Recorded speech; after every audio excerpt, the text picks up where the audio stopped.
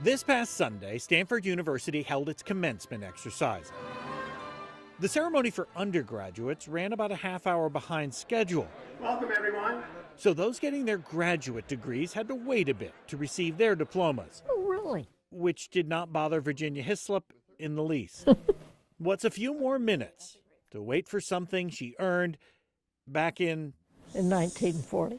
Yes, 84 years ago. The now 105-year-old Virginia was working on her master's degree in education at Stanford.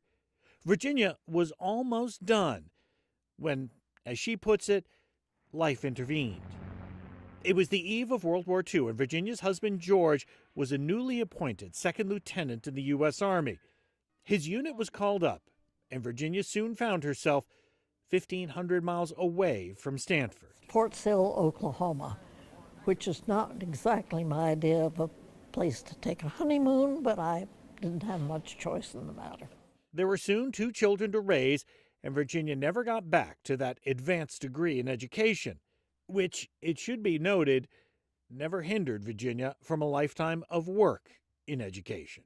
No, had absolutely no effect. Virginia spent decades on boards and committees at every level of schooling, from kindergarten to college, in her new hometown of Yakima, Washington. Gave it a great deal of thought and tried to improve the education where I lived. That's not going to stay on. What Virginia didn't give a lot of thought to, though, I've had that trouble before. was that degree. But recently, her son-in-law contacted Stanford and learned something amazing.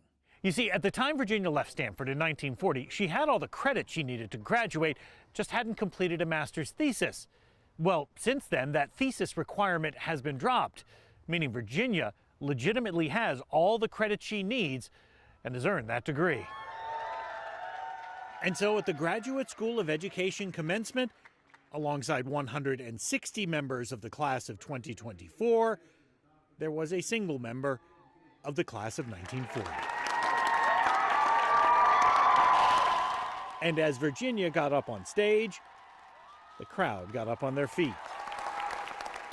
Virginia views it all as recognition, not just of what she did 80-plus years ago, but of all the work in education she has done since. My goodness, I've waited a long time.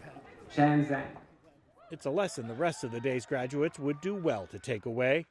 A diploma is nice, sure, but not necessarily needed to go out and make the world a better place. And I do think I've made a difference in our community.